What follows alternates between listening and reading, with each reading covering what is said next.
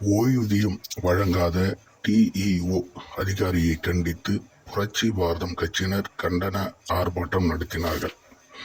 கடலூர் மாவட்டம் அக்கரமங்கலம் கிராமத்தை சார்ந்த நடுநிலைப்பள்ளி தலைமை ஆசிரியர் ஓய்வு திரு பன்னீர்செல்வம் என்பவர் பள்ளி கல்வித்துறை அரசு செயலாளர், தொடக்க கல்வி இயக்குனர், மாநில கணக்காயரின் அனுமதி பெற்று மாநில கணக்காயரிடமிருந்து முழு ஓய்வூதியம் பெறும் நாள் வரை தற்காலிக ஓய்வூதியம் வழங்க வேண்டும் என்று சிறப்பு ஆணையின்படி பெற்று வந்த தற்காலிக ஓய்வூதியத்தை உயர் அலுவலர்களின் ஆணையையும் மீறியும் தங்கள் அதிகாரத்தை தவறாக பயன்படுத்தியும் 16 மாதங்களாக ஓய்வூதியம் வழங்காமல் காலம் கடத்தும் கடலூர் டிஇஓ திருமதி சுகப்பிரியா மற்றும் கீரப்பாளையம் பிஇஓ திருமதி கலைச்செல்வி இவர்கள் மீது துறை ரீதியான நடவடிக்கை எடுக்கவும், மேலும் நிறுத்தப்பட்ட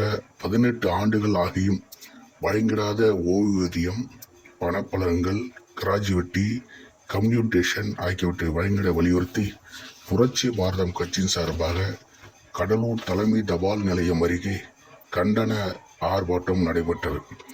போராட்டத்திற்கு மாநகர மாவட்ட செயலாளர் வழக்கறிஞர் சந்துரு அவர்கள் தலைமை பொறுப்பேற்று நடத்தினார்.